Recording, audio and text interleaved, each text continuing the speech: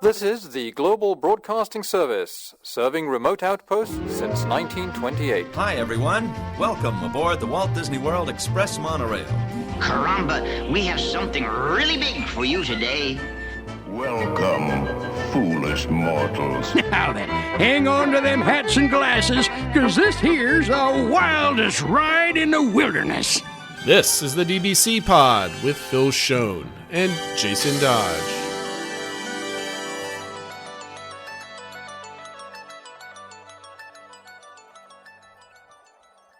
Hi, friends. Welcome to this week's pod. This is the show for the week of November 11th, 2024, and I'm back, and I'm pretty sure everybody missed me.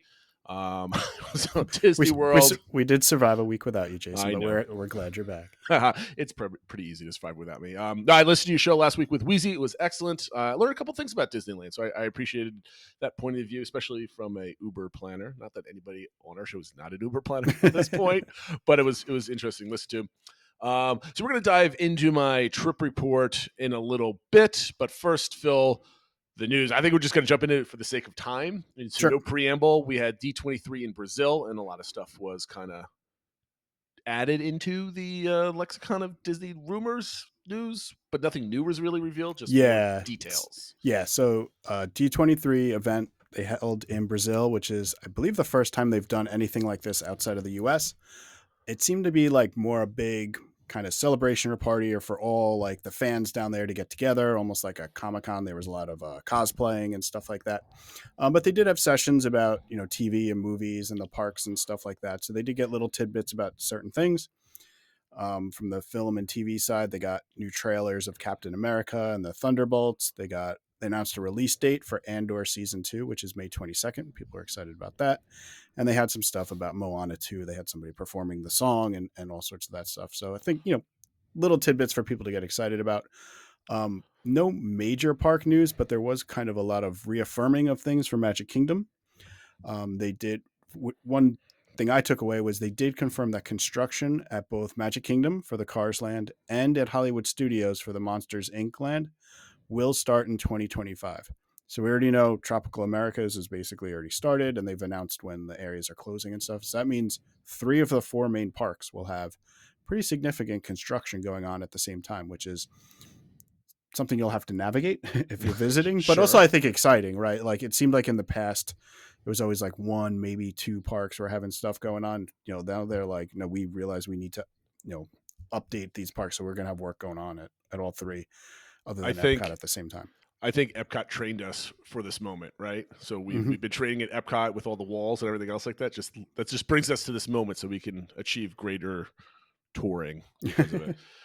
The one thing that's interesting with it, there's major construction going on in all these places, is that it's just not like, other than maybe Monsters, Inc., maybe, these are all lands that are being built, right? It's not like Tron's being built off to the side or Guardians is being rebuilt into an old building on the side. It's like a big chunk of Magic Kingdom is being constructed on, and then will leads to Villains after that. It's got Hollywood Studios.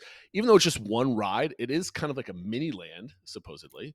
And, of course, Tropical Americas is revisiting all of Dinoland. So it should be fun. It's going to be a year or 2, definitely 2 years worth of, like, great shows where we can do speculation, see what's going on. So I'm really excited about all of it.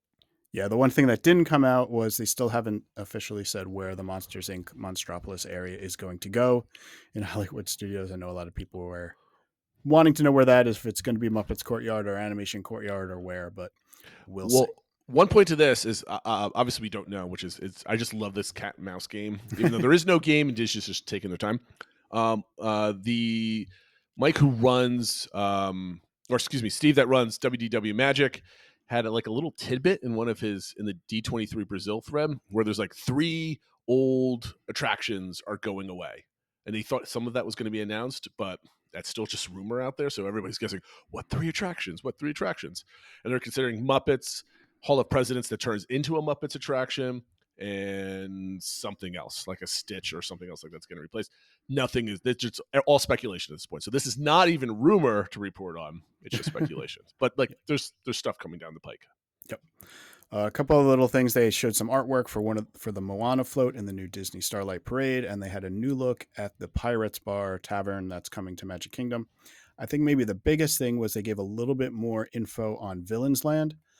Josh D'Amaro was there, and he basically said it's going to focus on a magic power conjuring all of the Disney villains into one place. As he said, it's in our story, a mysterious spell has been cast, summoning villains from every realm. In this land, heroes don't come to save the day, and there may not be a happily ever after. And they listed out, they showed portraits of 13 different villains that'll be featured in the land, including the Queen of Hearts, Jafar, Lady Tremaine, Yzma, Cruella de Vil, Captain Hook, Gaston, Mother Gothel, Ursula, Hades, Chernabog, and both versions of the Evil Queen and Maleficent. So quite a few villains.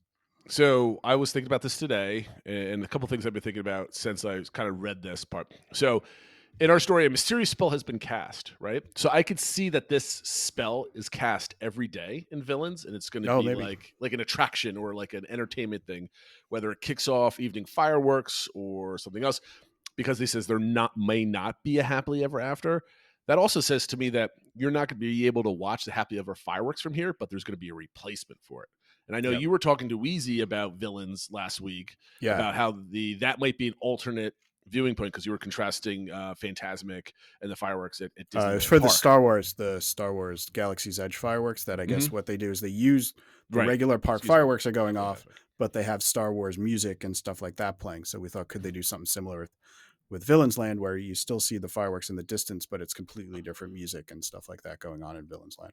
Yeah, I think they're definitely planning on to do something with that. And kind of maybe a tip off is as they're constructing the land, what are the angles of view towards for sure. Not the castle, but behind the castle where all the actual fireworks are kind of coming up out of the ground. So that should be interesting. Yep.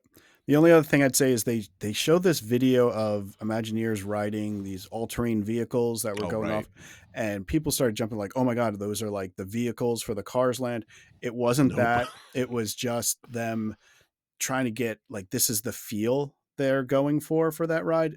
Everything else says it's still going to be trackless, all-terrain vehicles and the first kind that work outdoors and stuff like that. But I don't know. It still built, I think, a little bit of excitement, like picturing like these kind of, off-roading and kind of a little bit of a thrill ride outside and hills and bumps and stuff like that. So it should be really interesting. And I just hope it looks like it could be complex. And my only fear is that Disney has issues already sometimes with trackless rides, and now it's going to be outside in the Florida elements. And the last thing you want to do is, after going through all this effort of, replacing the Rivers of America and stuff, and then you have an attraction that's not working right.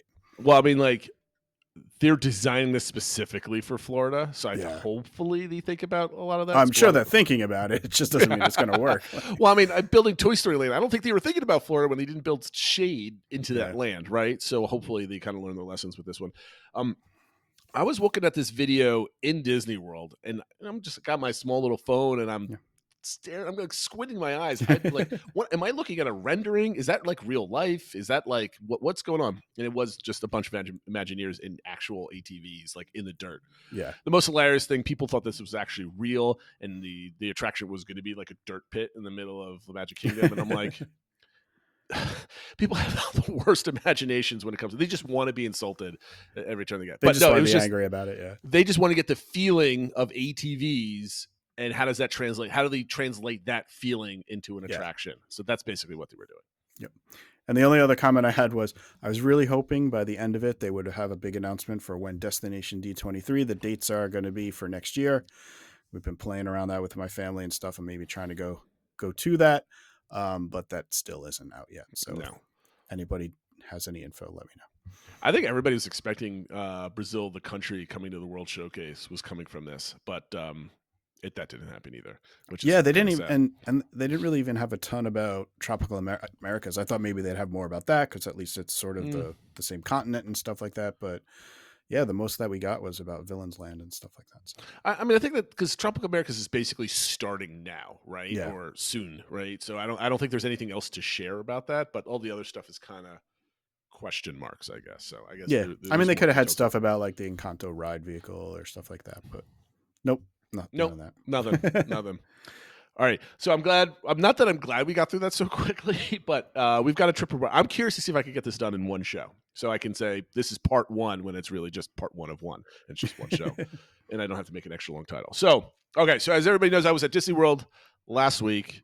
And Phil, I have to say this is one of the best trips to Walt Disney World I've ever had. It was just my wife and I. And the kids stayed home for a 5-day weekend with my mother, and they were all off for school.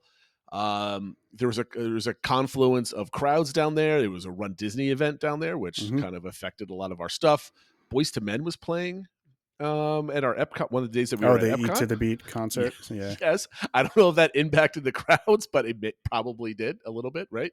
That being said, I'm going to go over what we did each day, but I'm not going to say at 9:00 we did this, blah, blah, blah. I'm going to give just top level type of things. We'll go diving into details as we go through them. But some of the highlights is I want to go over Caring for Giants, the Starlight Safari, which you did when you were down there. So a little bit more about that from my point of view. Hopping throughout property by whim and how it impacted planning. And we kind of did some stuff where, by the end of the day, we had a lot of stuff that was like hard booked for like either, these Animal Kingdom stuff or whatever and dinner. So we didn't have like true flexibility over the course of 4 days. But we did have a little bit of flexibility. I'm going to do an Animal Kingdom Lodge review. Deluxe Evening Hours, which basically echoes your concern from the last time you did them. Deluxe Hotel review. We were at let's see, 3, 4, 5 different deluxe resorts over our stay. So a little bit of like a just visiting and resort hopping type thing. Yes. Right. Yeah. Yep. So we ate at a few of them, and it's just kind of a general review, like which one would I like to stay at, which was like, those type of things. So we got, even though we've been there plenty of times, it was kind of nice to compare them as we were staying at a deluxe resort for the first time as a couple. My Lightning Lane multipass usage and some of how it works with hoppers and how I kind of feel about it. My own Tom Sawyer Island review and Riverboat review of some of the oldest attractions in the park. They definitely need a review, but we managed to get on them, and I'm going to just talk about them real quick. All throughout, like the vacation strategy, like hopping and max. I think I have a new rule of how many hours I want to spend in each park, if possible. And a different way to end your night at Animal Kingdom, being there at 2 to 3 o'clock in the morning on our first day, which I haven't revealed what it was. So I was waiting for the show to kind of tell everybody about it. I haven't even told Phil, because I just found out a couple days ago that I'm allowed to talk about it, minus a couple different details. So that's going to be really cool. And just remember, I want to thank everybody on Discord for participating in my vacation, vacation thread. Everybody was really cool. I kind of kept the spam out of all the channels into, confined to my own little thread somewhere. And everybody was great. And I really loved a little bit of everybody kind of along with us on the vacation, which was really nice. And I want everybody to remember, maybe you can remind me to talk about this at the very end. The way we're vacationed this time was kind of a dry run for the family next year, because we're hoping to do something similar, and that sort of thing. So anyway, let's go over the whole trip. Remember, we arrived at Friday at around 9:30 in the morning, and we had an 8 a.m. flight the Tuesday following. So we were there Friday, Saturday, Sunday, and Monday. Park days on Saturday, Sunday, and Monday. Just top level, we had Steakhouse 71 planned for lunch on Friday. We had the dessert party for Saturday night. We had Starlight Safari for Sunday night. Caring for Giants Monday morning, and Artist Point, Storybook Dining at Artist Point on Monday night, right? So I had basically something planned for every single night. Yeah. And we had a couple meals thrown in there. So we got there at 9:30. We landed. I had checked in right before the flight around, 6 o'clock in the morning. As my internet signal connected as we landed, my room was ready. So I thought, this is amazing. And as we're sitting on the plane, I'm trying to figure out, we requested the room that was facing inward in the Jumbo House to get kind of to look at the bigger safari. That's kind of like you could walk out from the lobby kind of facing that direction. We ended up facing the opposite direction, which I actually think was a better view in my opinion. And I'll go over that in the Animal Kingdom Lodge review a little bit later. So we arrived, we got in immediately to our rooms, and it's 10:30. We had a couple hours before we even have to leave to the Contemporary Resort, where we had a reservation for Steakhouse 71. we just basically relaxed, had a quick bite to eat, and just sat by the pool. And it felt really good to just kind of relax and get ready for the day. And then we had lunch. And I have to say, I was completely disappointed by the hamburger. I forget what it was called. It's the hamburger that's on the menu. That's with pork belly and cheese, and it was still good, but my bun, it felt like the bun and my French fries were left under a heating lamp a little bit. So I was a little disappointed. So my wife's like, "What are you talking about? That looks exactly like you got a couple years ago." So of course, me with all my pictures, I have a picture of the food I got. I was like, it looks smaller. It feels like we went during like the opening couple months, and now it's kind of like it's a couple years old at this point. Yeah. If you looked at the picture side by side with the dish that I had in front of me, they were exactly alike. So something happened in my brain where, it grew bigger. It was still good. The meat was still good. It was just the breading kind of felt a little stale. But we're in we're in the Contemporary. We're loving life. Everything's really good. Overall, it was a good lunch. Still recommend Steakhouse 71. Did your wife get that vegetable Wellington again, or did they have something different for lunch? No, she didn't feel like eating something that big because we ate like a half a sandwich a couple hours beforehand. So she got like the grilled cheese that's on there. It's like a grilled cheese and a salad, and it was quite good. An elevated grilled cheese, but it was still a grilled cheese, right? You can't do too much with it, especially when she's vegetarian. She won't put bacon on it and all this other kind of cool stuff you can do with that. So we got done at a fairly normal amount of time. Got up into the monorail, went over to the Polynesian, where I stood online for my good friend Phil and for his tiki mug, which I still have to send to you. It's sitting on my desk right next to me. It was kind of neat. So we got there, right? We go to the Polynesian. We go walk around the shops and stuff like that. You can only get it at Trader Sam's or the Trader Sam Terrace, which is the outside bar of the Polynesian. Yep. And we got outside, and at first I had to confirm that I didn't have to go into Trader Sam's to get it, which I'm pretty sure was the case, but I just wanted to ask a cast member. And so I got online, and there was like a ton of people in front of me. There was probably about maybe 20 people in front of me in the line. And then as I waited, I got online around 2:30. So I only had a half hour to wait. And the line got behind me bigger. Are people here waiting for this mug, or people here just waiting to get drinks for the day? So I wasn't sure what was going on. I took a picture of it, and I'm like, now I'm a true Disney fanatic. I'm online for merchandise at a resort, right? I got to laugh at it. My wife, Cindy, she rolled her eyes, and she sat down at a table. And of course, a waitress came over and asked her what she wanted to get. She asked, "Can I get the mug by just sitting here?" And she said, "Absolutely." So I'm like, I don't know. Do I trust that? Do they have enough? Are they going to run out? Like, all these things are one by. And of course, 3:00 strikes and the line starts ordering drinks. And my wife's like, "Get over here. She just said she could get you one. I just ordered you one." I'm like, okay. So I sat down, and the mug was brought out to me. I didn't have to stand in line at all. So the drink that it came in, it was like Voodoo something. I forget what it was named, but it was absolutely disgusting. Yeah, I've heard not great things, unfortunately, about the drink part. If you like sweet drinks, this is like sweet tart, like sweet. It's just like, ooh, it's like cloying, and it's, I don't even know if that's the word, but it's just like too much. I'm not a sweet drink kind of guy. So, but I drank it because, I'm not going to let it go to waste. It was a $90 beverage after all. But no, it was good. My wife had a drink, and then we decided to get up. It started raining just a little bit, but just drizzling.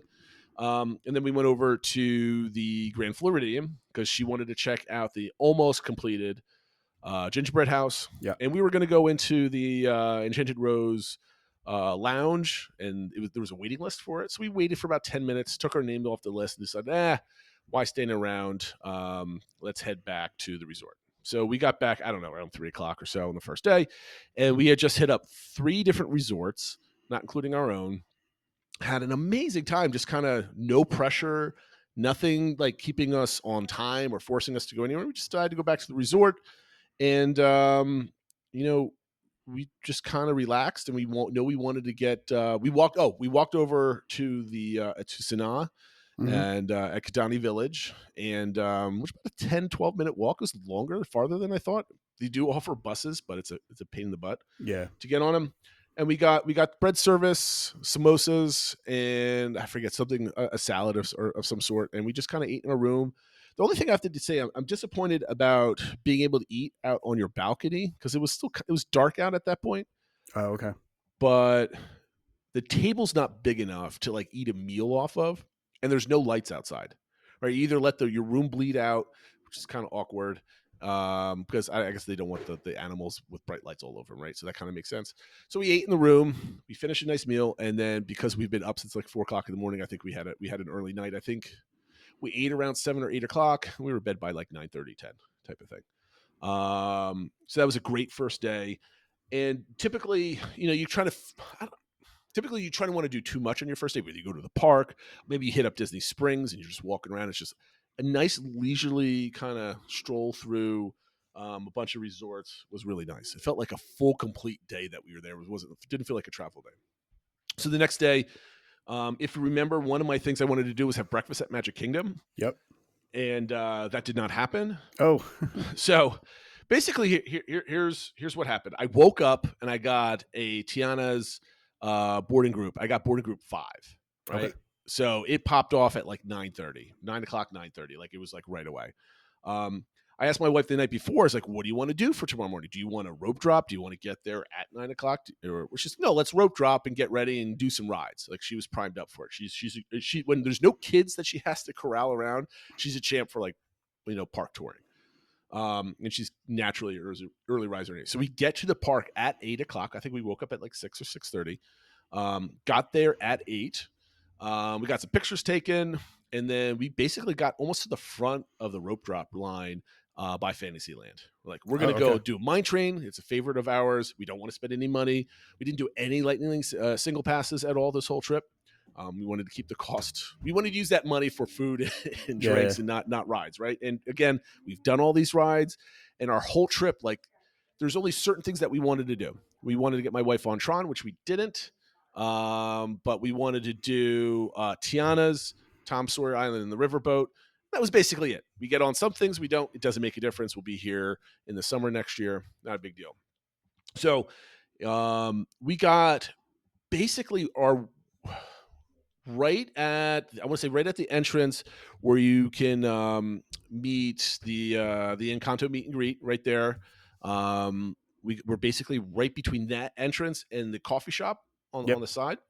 And we were just waiting. So all of a sudden, boom, rope drop happens. And it was the worst stampede I've ever been a part of. But we got probably within, I would say, 30 to 40 yards of the entrance to Mine Train. And it was down. Oh. So we're like, oh, man. Because our plan was to do Mine Train, and then maybe go over to Frontierland and do Tiana's and then get breakfast, right? So all of a sudden, Mine Train's down. We're like, this screwed us.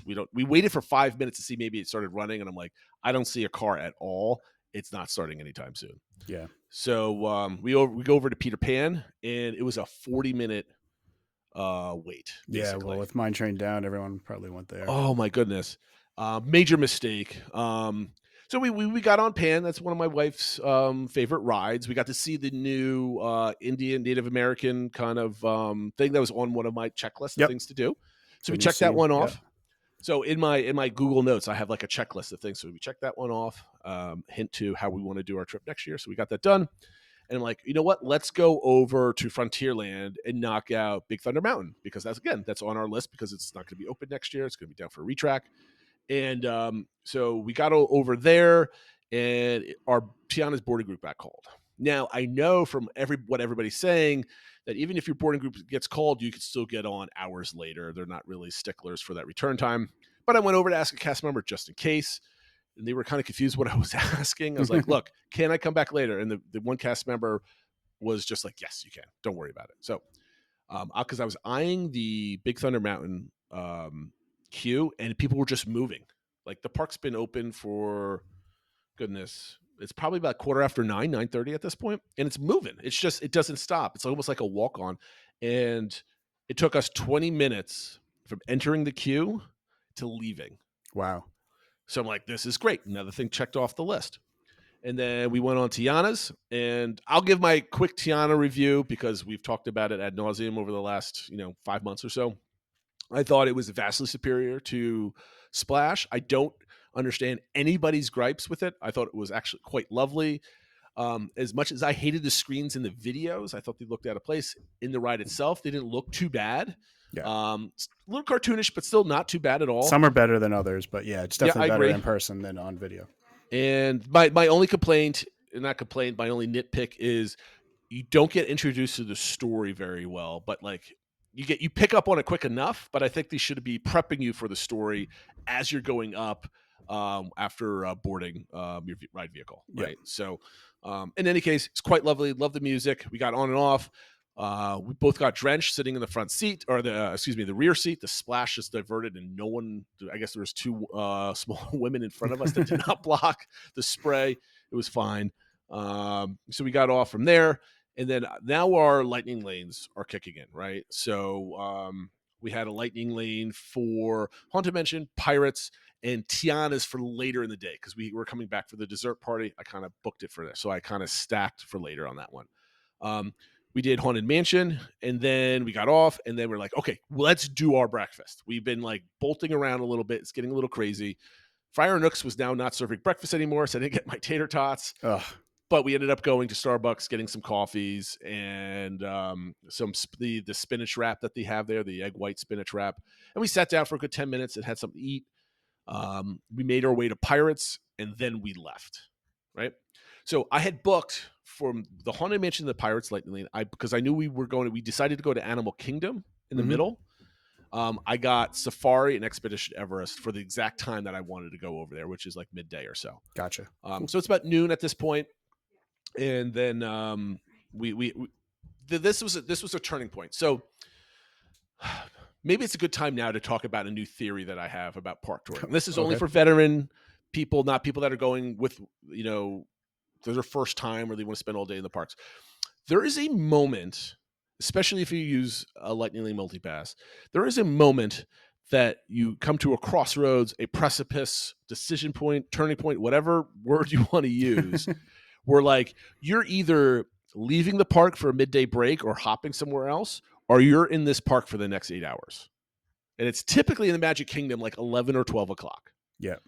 The Lightning Lanes were working great, right? Like I booked the 3, I had one for later, and I only had 2, which was good enough. I could have booked a number of other tier 1 attractions. Actually, no, I did. I had Jingle Cruise for later that night. So I had stacked 2 for my return time later that day. And I had booked the Safari for Animal Kingdom. But it could have been easily, I could have gone from like, as soon as I got done with Pirates at noon, I'm like, I could go and get this one. I can go and get this one. I could go and get this one. And all of a sudden you're 3-4 more attractions down the road. You're looking for your next one and it's 4 o'clock in the afternoon. And you're completely thrown your day away and you lose the vacation. Yeah. So I was like, okay, I've got everything set up for the rest of the day. We're leaving. So we go back to the resort. We drop a couple things off that we've purchased. And we decided, we were kind of talking about this leading up, but we decided, this is my birthday, by the way, that I wanted to go to the Nomad Lounge, right? I just wanted to go have a couple drinks and kind of relax outside in Animal Kingdom because I love the park. So we go into Animal Kingdom. We go in, we were starving. So we went up to Nomad Lounge. Couldn't wait. You couldn't join the wait list from the app. You could walk up and put your name on the wait list. They said 75-minute wait. I said, okay, we're starving. So we went to the Harambe Market. We got some food. We one of the pita things, which is quite delicious. And then all of a sudden, like half hour later, we get called for Nomad Lounge, and we're just finishing our lunch. I'm like, oh, we're not gonna be able to have snacks because we just ate. And in any case, we walked over and we sat at Nomad Lounge. We had churros. They were phenomenal. Supposedly the best on property. They were quite good. I highly recommend them. I had a couple old fashions, and we just kind of sat there. And we had some pixie dust. Somebody brought me a birthday treat or whatever, little thing to share. But we were there for a good hour and a half. So we got up, we went to Expedition Everest. And from Everest, I dinged in and got Safari.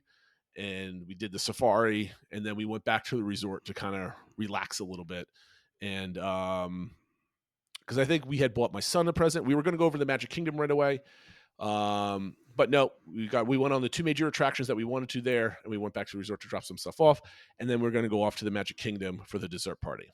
Mm-hmm. So typically people go to Animal Kingdom, or excuse me, they go back to the resort for like relaxing and go to the pool or whatever. If you have hoppers and you don't mind the extra transportation, Animal Kingdom is quite a great place to go and just relax. I went to the Nomad Lounge for like 2 hours. It was just like really chill. There's a couple spots where you can grab some food and sit by like the inner lake around the Tree of Life. Yeah. So I want to recommend to people that if you want somewhere different where you don't want to sit at the resort pool or anything else like that, there's some Animal Kingdom's a really nice place to kind of sit and relax. There's some really cool places for that. But again, Precipice Point, we're like, we got to leave. We went back, and I get a text from our good friend that works at Magic Kingdom. Hey, would you like to go to the Animal Kingdom tonight between 12:30 and 3 a.m. for a holiday recording? And I don't know what's going on, but we can go. And I'm like, I looked at my wife, says, do you want to go to the Animal Kingdom in the middle of the night for God knows what? She's like, absolutely, let's go. This is a unique experience. So we decided to go. So yes, we're in. So that wasn't until later. So we went to Magic Kingdom. We showed up. We did Jingle Cruise. Our skipper was absolutely fantastic. This is the only time I did not get the backside of water joke, and it was even better. So as you know, when you're going past the waterfall for the first time, the skipper's like, I built a giant snowman above the rocks, and then, oh no, it's melting. And it's just, the melting snowman is the waterfall. And you go through it, and you go in the back, and she says, oh my goodness, look, it's the backside of my snowman. And it's just whatever, it's not the backside of water. I thought that was absolutely fantastic. I think luckily we had all veterans on the boat, and everybody laughed, and everybody got the joke. Yeah. Pretty good. And at that point, our Tiana's was down, so our lightning lane for it turned into a anytime lightning lane for anything.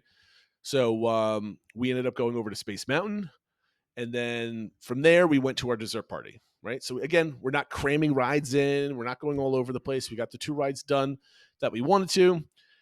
And now is the dessert party. So my only experience with the dessert party was with Enchantment, and it was the viewing party, right? For those that don't know, there's a pre, a post, and a viewing party. So the pre-party is you go have some treats, and then you go to the center garden to watch the fireworks. The post is the reverse. After the fireworks, you go to Tomorrowland Terrace for some treats. And the viewing party is you just show up at Tomorrowland Terrace, you sit down, have beer and wine, and watch the fireworks from there.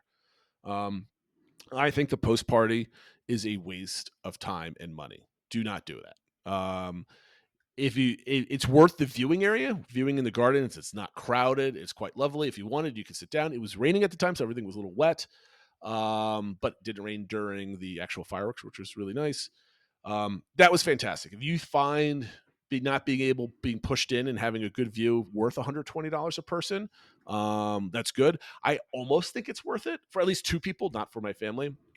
But the post party, which everybody recommends, right? You get to go out there where everybody crowds and leaves, except the park was open for another hour, and you're sitting in cafeteria style seating with catered, generic treats. It's like, why am I? There's no entertainment or anything. Like, so Right. Why am I just sitting here? So we contemplated that. In any case, we had some interesting things to do at Animal Kingdom, so we decided to leave. Our friend met us at Victoria Falls, which is the bar at Animal Kingdom Lodge, in the lobby. And my wife went back to the room to take a quick nap and refresh.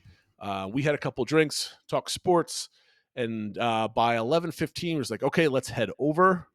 So we all headed over. He drove, which was nice, and then we got in. We just followed the line. We had to sign a bunch of waivers. We don't know what's going on.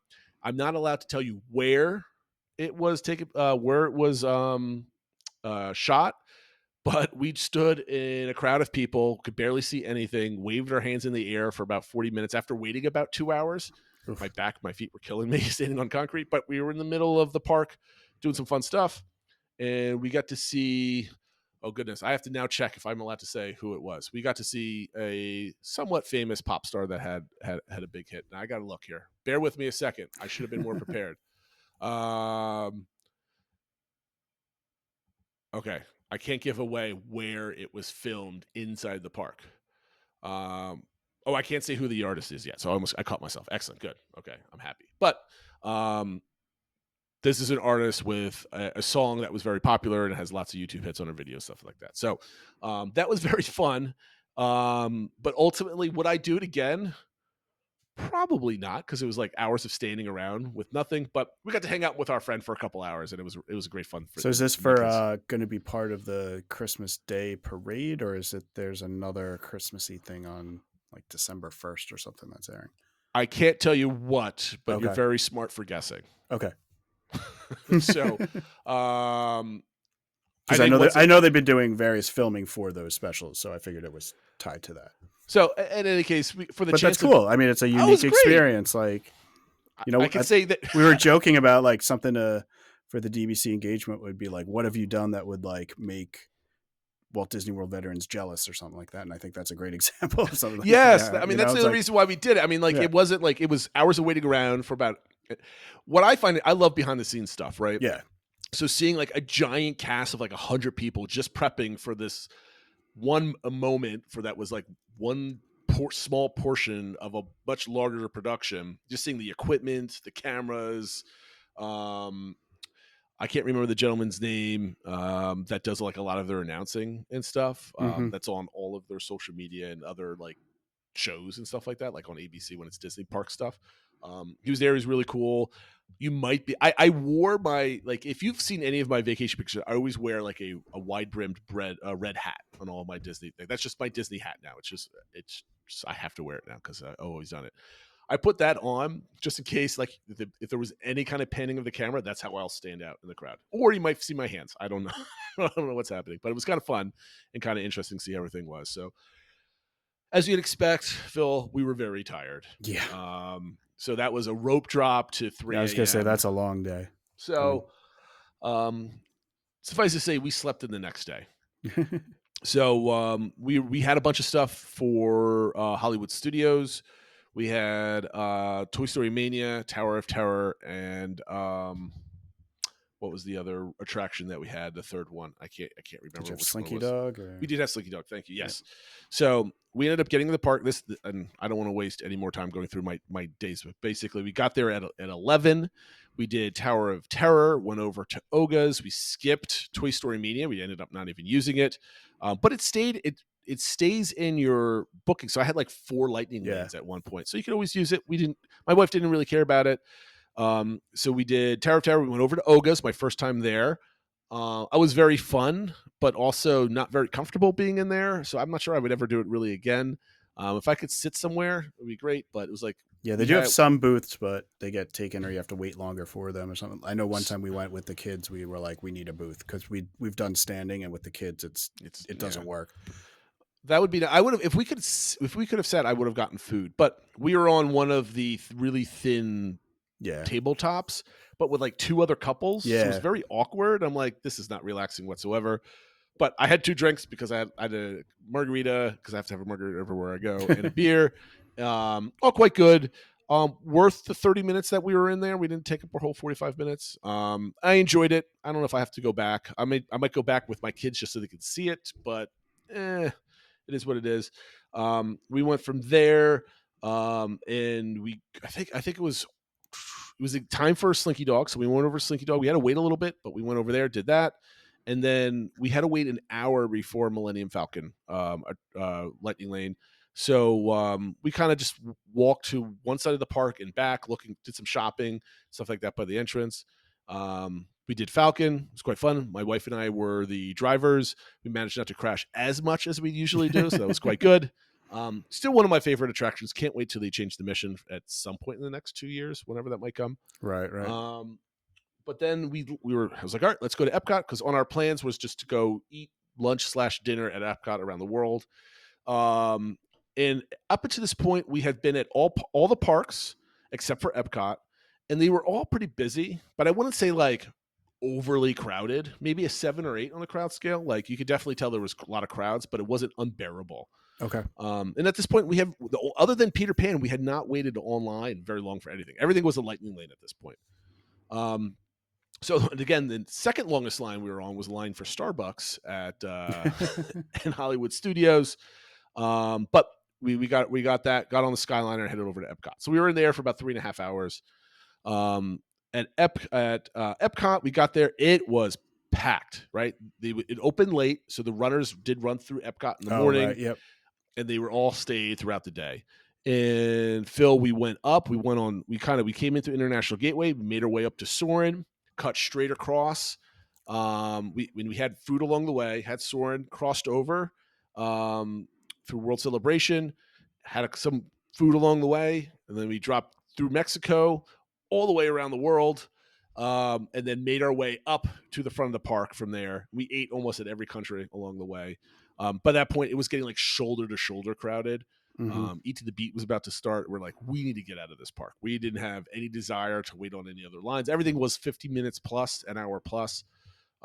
Lightning lanes at that point were basically gone for any attraction worth its while. Wasn't in the park at 1:00 to use the virtual queue for Guardians, so that was kind of like a bummer. Yeah, I was going to ask if you were able to get one of those, but I guess not if you weren't. That's the only downfall for virtual queue. Like you could get one in the morning if you wanted to go to the parks, but I forgot to try to get one for Guardians as a throwaway. Because it was 4 hours after you got. Yeah, right. So it was like if you're not in the park, you can't get one, which I appreciate, but it's hard to get one otherwise. So at that point, I was like, that kind of stinks. So it's the other side of the coin. So we left Epcot at 6. We went back to our resort. Remember, we had the Starlight Safari this night. So basically, I think we just got a bottle of wine. We sat by the pool, had some dinner from Mara, the quick service, and we had a lovely evening. Like for like 4 hours, we just sat there, hung out, and had some drinks. Randomly ran into Matt Beto, our friend from Diz Happenings. Like I was like, all right, I'm gonna go get some French fries, and he's walking away from the Mara. I'm walking towards it. I'm like, hey, and it was his dad was there. I made fun of him for being Eagles fans, but then said I'm a Giants fan, so it doesn't really matter. You can make fun of me back. We stink. And I think the Eagles just won that night because they were playing on They Sunday. did win, yep. And it was funny how we just randomly ran into each other. So we went to Mara, got some food, whatever. We went to the Starlight Safari, and we took the bus to Kidani later. We had the 10:00 slot. Okay. It was a really, really fun activity. It was like only $30, I think, for the two. No, that one was a little bit more. The Starlight one's like 89 or something. No, it was cheap because maybe I'm getting I'm you're sorry, mixing yes. them up. This one was $60 a something person like because I had a Visa discount for it. Oh, It was like okay. $60. Okay. You're right. Thank you. But you got on the truck, you walk around the savannah at the hotel. It was really fun. I got like 4 feet away from a giraffe. The lady that was running it was extremely knowledgeable, answered all of our questions, and we did that for an hour and we got back. Now, would I ever do that again? Probably not, because that's all it is. But it was fun to do it the first time. I would definitely do it again with my kids because I think my kids would absolutely love it. I mean, my kids had a blast with it. So I would do it again to bring my family again. And now if we go back a third time and they still want to do it, I would do it again for them, right? Because it's not super expensive. Right. And we got back to our room at like 11:30, another late night, and we were really luckily we had like 4 hours at the hotel where we could just kind of put our feet up and just outside. The weather was gorgeous, by the way. And then we moved into our last day. And we woke up decently early because we slept for a good solid 7-8 hours. We went over to the Animal Kingdom. Now we fell into the same problem every time that we go. Apparently this is our thing. We cannot remember where we get the breakfast sandwiches my wife likes. So we were wandering around looking for them. But I had Safari, Expedition Everest, and Dinosaur all booked up for the morning because we had the multi-pass again. So we got there, we checked in for, I think probably around, we had a 10:00 Caring for Giants. We got there around like 8:30, 9:00. And my first day we had Navi River Journey, which we never used anyway. So again, we were booking things, and if we did want to do it, didn't work out in our timing. We weren't backtracking or anything else like that. So in any case, we were online for Safari for our second time, and apparently some animal was just sleeping in the middle of the road. Things were delayed, so we left the queue, grabbed some breakfast, sat down and enjoyed it in the Harambe Market. Apparently, the one place that we go has like a pancake filled with like jelly and sausage. And that's by the entrance into Asia from the Discovery Island. And then the Tamu Tamu is the place that has the sandwiches, but in the morning they only had placards out for like ice cream, which really confused us, but it was there. So we got it. We got them for Caring for Giants. Now, Caring for Giants is you go out the gate right by the entrance to the safari. You get on like an airport type shuttle van, and they bring you behind everything and off to where the elephants are kind of like chilling, where you see them on the actual safari. So we got to see some of the behind the scenes stuff. We weren't allowed to take pictures, but we saw like the barns and stuff like that. We drove past them. We didn't go in them. They were really cool. We were with another woman that was very knowledgeable about the animals. She was a zoo employee. I mean, she had degrees and everything else, so she's not just an employee. She's, a smart person. but a scientist, not like a parks employee, right? So she's there she takes care of the animals, she treats them versus kind of just giving tours type of thing. Yeah. So they're behind there's like a really big tree of life there in the elephants area. We were behind that platform because we could see the safari buses go past. But you're about maybe 80 feet away from the elephants, and you just stand there the whole time just watching elephants. And like there's nothing else to it. You got to see behind the scenes stuff. You're just standing there, you watch them. The tour guide was fantastic, answered all of my questions for like an hour, and was very excited to answer all of them, very knowledgeable. But it wasn't really worth the time. I mean, it was fun. I'd say like I could check that off the list. I don't even think I would do that with my kids. Okay, because interesting. if you could go to a zoo and watch elephants, that's all you did. There was nothing different about it. Like you didn't, other than if you want to see what it looks like behind everything back there, that's it. But again, it was relatively inexpensive. It was $30-something for my wife and I. So yeah, those ones are pretty cheap. We did the rhino one, which was kind of similar, although you did more. Like you really got to go there and see the where they're kept, and then you actually got to pet one of them. Like I see that. That's really cool because it offers a different experience. But this one was just a different viewing angle for the elephants. I know people. Were you able to take pictures of the elephants when we're in the park? You were. Yeah. And we took video and pictures, but because I know a lot of people who are like big photographers like it because they got like cool angles. Oh, you can get if photography is your thing. This is awesome for you, right? You can get up close. You can get some really cool stuff. But for us, like just wanted to see some animals. I wouldn't say it was disappointing because it met my expectations because I knew that's all it was. You got back there and you saw some animals, but I think it was a good one and done type of thing. I would definitely go again with my kids because I think my kids would really enjoy it also. But that was that. So after that, we went on Expedition Everest. We went over to Dinoland, said our goodbyes, and we went on Dinosaur, and certainly not going to miss that attraction whatsoever. But just kind of check that one off the list, said our goodbyes to that. And then from there, oh goodness, what did we do? We went right over to the Magic Kingdom from there, right? We went back to the lodge, dropped off some stuff, went over to Magic Kingdom because on Saturday, this is Monday now, on Saturday, we didn't get to go over to Tom Sawyer Island because I think it was closed. The riverboat wasn't going. I didn't see anybody walking over Tom Sawyer Island. So we got there and we basically spent our whole afternoon in Frontierland, believe it or not. This is a vacation where things were just showing up on time for us all the time. So as we were walking down, not Frontierland, but Liberty Square to get onto the riverboat, it was just leaving. So we were able to get right on and go, which was really cool.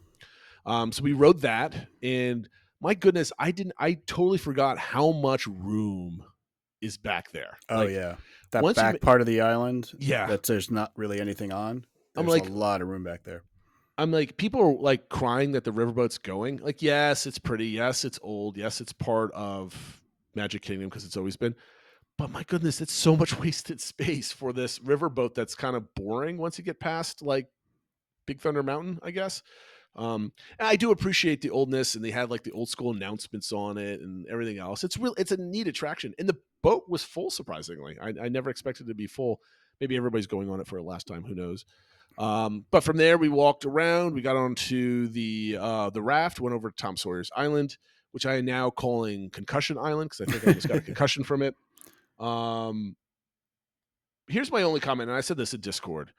I think my kids would have an amazing time on Tom Sawyer Island, exploring it and everything else, but I'm not paying that much money for my kids to run around a wooded area that's basically a worse playground from the ones that we have around us. Because I think I could have the same experience at some of the other local historic sites around here. Maybe you don't have caves or anything, but I think it's time for it to go. It's definitely dangerous. We went through a couple of these caves. Like the cave parts areas, like they get tight at spots. I was getting almost close. I can't believe my wife went through it without having a panic attack. I mean, I could barely fit in some of these areas. I mean, there was one place where there was like a divider going down, and I couldn't get past it. But I was so like sun blind that I couldn't really see under there. I'm like, I'm not gonna fit through here. Then I realized there was like a pathway around. Yeah, around it. Yeah. I'm like, okay. We got out. We went over to the fort. I went into one of the gun turrets, and took a picture of it. I'm like, okay, there's guns here which you can shoot people with. That's And great. they make like realistic noises when you They pull do. the trigger and stuff. I took a video of that just for just to save, I guess, a relic of in 20 years. I'll be like, hey, look, remember when there were guns at Disney World? But then I went through the escape route and I banged my head going down it like pretty bad. Yeah. I'm like, oh, that hurts.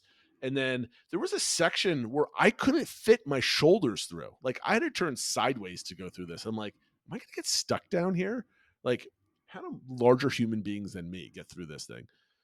Then we went over the barrel bridge, and I'm like, this doesn't feel safe at all. I mean, it was fun, but I could see my kids jumping up and down and like slipping over and falling into the water because they're running amok, and there's no one there to supervise you whatsoever. No. So that was kind of a cool experience. So we got out of that. I had a lightning lane for Big Thunder Mountain. We went on that for a second time, said our goodbyes, and then we did Country Bears. The new Country Bear Jamboree. I love the show. It's absolutely fantastic. The audio is really good in there. Yep. It was kind of cool. Like there were people like slapping their knees, singing along, that type of thing. It was really neat.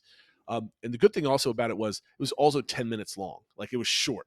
And I think that's a perfect time. We were in, got a relaxation. Yeah, it's long enough that you get a couple songs, you get your AC break and stuff like that, but it doesn't take up 45 minutes of your day or something. Exactly. It was really good.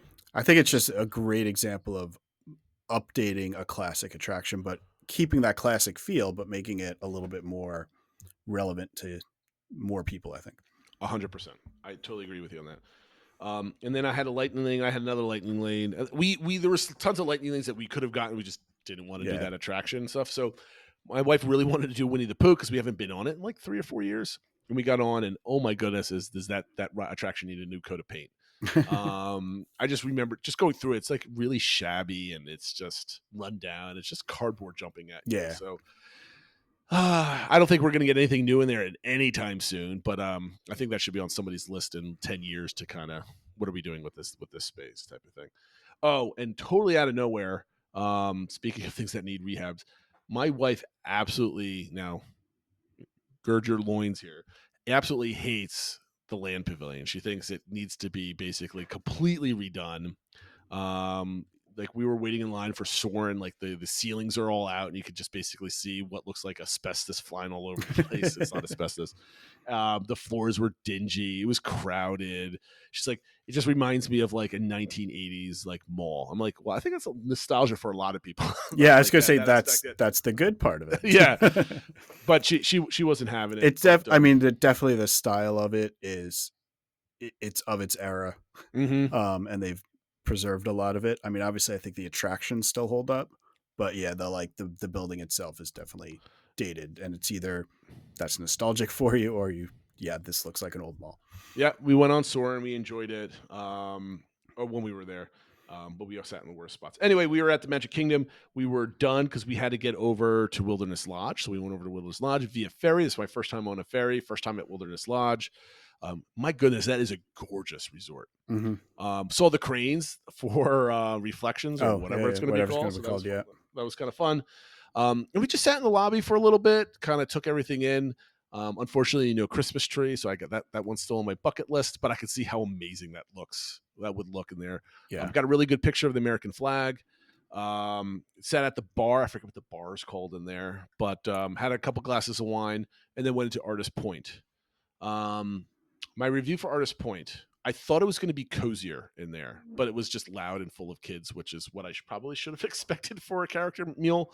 But all the pictures I've saw of it looked like it was smaller and less cavernous, but it is what it is. Yep. And the food was better than I thought it was going to be. After my disappointment of like, oh, this is just any other character meal, I thought it was a little bit more intimate. The food was fine. Enjoyed it.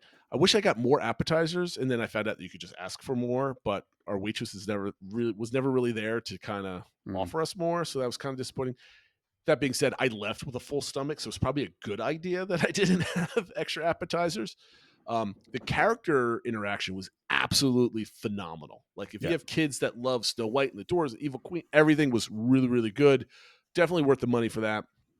My kids were still up, so we video phone. We were chatting with them on video, And then the character showed up, and then we showed like my youngest daughter like grumpy, and my son was being grumpy, and she was making fun of my son over the phone, and Grumpy was just being grumpy on the phone with her. And then Snow White came over, and my youngest was ecstatic, and neither of them could like hear each other, but they were kind of like signing, like my daughter was making heart shapes like this sort of thing, and like all this other stuff, and they didn't bat an eye. They just started communicating with the phone rather than the two older adults sitting there by themselves.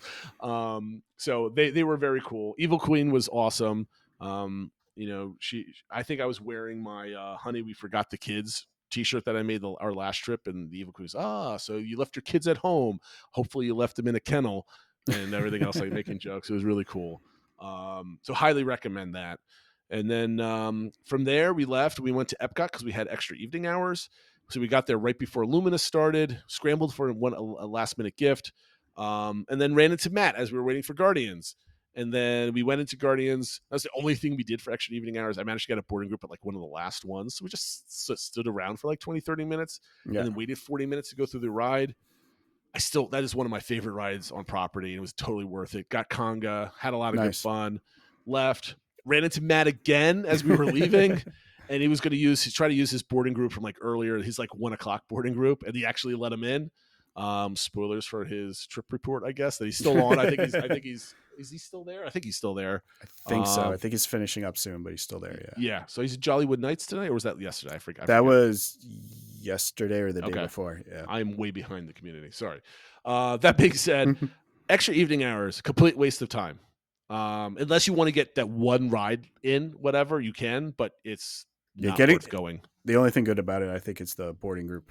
You can get another boarding group for Guardians. Yes. 100%. So we got back, we left at, I don't know, it was 10 o'clock or so. We got back at like 10:45. I finished the bottle of wine that we still had left in the refrigerator because we were leaving. We had an 8 o'clock flight, so we left around 5:30. Oh, wow. Again, still amazed that I can book an Uber the night before and it actually works and it wasn't delayed. So that my lucky streak of that working, I guess, continues. Went back to the airport, no issues whatsoever, and got home safe and sound. But where I thought I could run through the whole trip report in like 20 minutes, here we are at the 56-minute mark, and we have to make a decision. I could probably have a conversation for another 30 minutes, Phil, or do you want to carry this over till next time? Well, maybe it's a good break point because you kind of finished your the trip report. Yes. And then next week's kind of like all your takeaways and highlights and lessons learned and stuff like that. Yes. So overall, just to kind of wrap this up, we had 4 full days, 3 park days, the resort day and the arrival day, where we hopped around. If you recall, previously I talked about I wanted to create blocks. Mm-hmm. Unfortunately, that didn't work because we booked experiences where we forced us to be some places. But we went to the Magic Kingdom the last day to kind of wrap up some of the stuff that we didn't do the first day. That was not, quote unquote, planned, but we were like, okay, we didn't get everything here, but maybe we can go on Monday. And we did, which I thought, I love the freedom of that. Yep. We did. That is one of the best parts if you have hoppers, I think, too, Yes. is that if you're like, oh, we didn't quite, you don't feel like pressured. You have to get everything in because you can make it up another day. And we didn't wait on any lines that weren't lightning lanes. So for 2 people, that lightning lane multipass is absolutely phenomenal. Especially, I wasn't constantly, the only thing I was constantly doing was refreshing to look for better times. I'll talk about that next week, my experiences with it. But ultimately, even though we were running all over the place, we had a lot of hours of break points in between. Like when we went from Animal Kingdom to Magic Kingdom on the last day, I think we went back to the resort for 2 full hours and had lunch, just kind of relaxed. And before we continued our day, even though my wife thinks that we were running around rampant, I'm like, on the second day there, we were only there from 11 to 6 in parks, right? They felt like very long days, but they weren't super exhausting. I mean, we were tired, but I think that's because it sounds like you were pretty active and efficient in doing stuff while you were in the parks. So if you were there for 5 hours, those were busy 5 hours, but then you would have 2 to 3 hours of resting or whatever after that. Yeah, I mean, we were never in a park longer than 4 hours. Oh, wow. Maybe 4.5 hours if you want to count, or 5 hours if you want to count the 8 to. We were there from 8 to noon, so that 4 hours the first day. Overall, the only time I felt rushed was that first day at Magic Kingdom, where Mine Train being down, yeah, and Peter Pan going 40 minutes. really screwed us up. If I knew I was getting online for 40 minutes of Peter Pan, we would have just stopped and went to go have breakfast. But we felt cheated having gotten there. Yeah, you want to do something like with those extra hours. Yeah, and that was the only. That was the only time I felt like, oh, we need to get our money's worth or our time worth. Everything else was like, we were walking opposite direction of Pandora's, and we had on the first day we had like on our Animal Kingdom day, our last day there, it says we were at Everest, we're walking over to dinosaurs, like, well, do you want to go on Navi? We can, if that's something that you really want to do, we could do that. I'm like, and she that's just, it doesn't like the ride, she just doesn't get the excitement for it. It's kind of like, it's a boat ride, looks pretty, and that's it. Mm-hmm. So I'm like, I really like the music, I dig it, but I'm like, you know what, we got other things to do, we'll be back another time. So I like the maybe this is a revelation, just like a lot of people have. We were we were remarking about Tom Bricker, that the famous blogger for Disney World is having this revelation about having a kid. Like all of a sudden he's going through like the top tips of having a kid at Walt Disney World because he's finally a first-time father. Yeah. Maybe we're having the revelation of like, first time you go, but you've been going so many times, like you don't have to do everything in the parks, right? I'm getting to the evolution of like, you don't have to do things. And one of my notes we'll talk about next week is what is it? Must-dos change over time. So that's another topic point I want to talk about next week. Like things that you must accomplish at Disney World change dramatically if you go on a regular basis. And maybe that's because there's no kids too. Also, that's a big part of that, obviously. Other than that, I know you saved the DVC engagement for us this week, but we have no time. We just hit the 1 hour mark on that. Anything you want to throw in about my, I guess, rendition of our park? I know. No, I mean, I'm excited to hear and kind of get into it next week though, because I definitely don't want to rush that.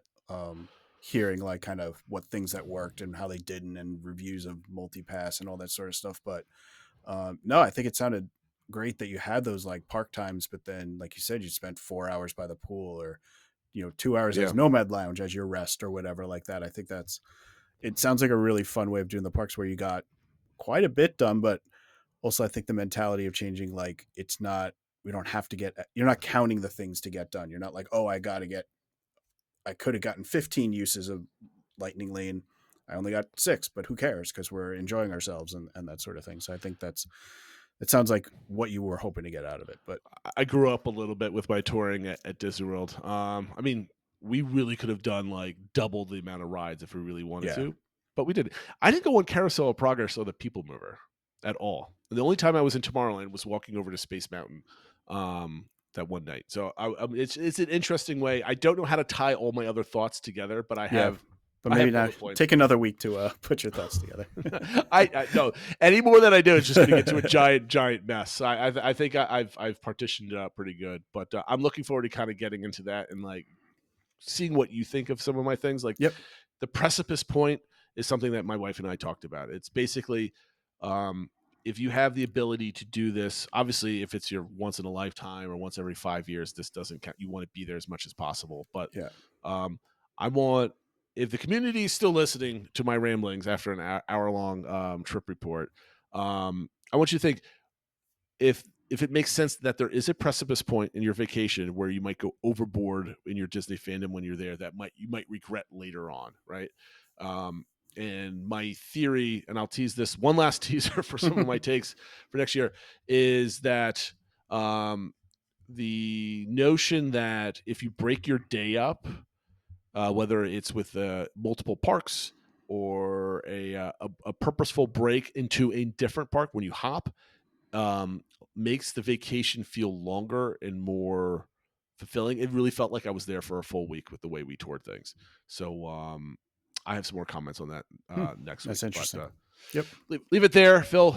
Thank you for listening to me going through this whole thing. It's very cathartic. I'm excited about the back and forth takes next week.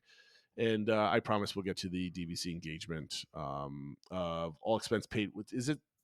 Are we doing the all expense paid one? Yeah, that's where you still haven't gotten through that one yet. Wow, I thought we did that already. Okay, that's 2 weeks old at this point. In any case, thank you for watching and listening, everybody. Leave our likes. Well, we're now on Blue Sky. Yeah, right? Social media accounts. So we're not abandoning anywhere else, at least not for now. But we there has been a little bit of a shift, people going over or adding in Blue Sky. So we are there as well. Same handle as everywhere else. We are at the DBC Pod on Blue Sky, as well as Twitter, Instagram, Facebook, YouTube, everywhere. Yeah, I think BioReconstruct is over on Blue Sky also. I think a lot of them, Scott Gustin, all of them are over there. But it's interesting finding people and kind of like how long some of the lists have gotten, and now I got to like refine people or new people or whatever. I spent a good hour at the resort, like finding all the people on Blue Sky, because I had a Blue Sky account that I hadn't used for like a year, and I'm like, all right, well, if everybody's going over here to use this, I'm gonna follow them over here for a time being. So I have too many social media platforms on my phone now. I gotta start paring back. There's too many things. Anyway, again, I've been talking for another 3 minutes on this. Again, thank you for watching and listening, everybody, and we'll see you next time. Take care, everyone.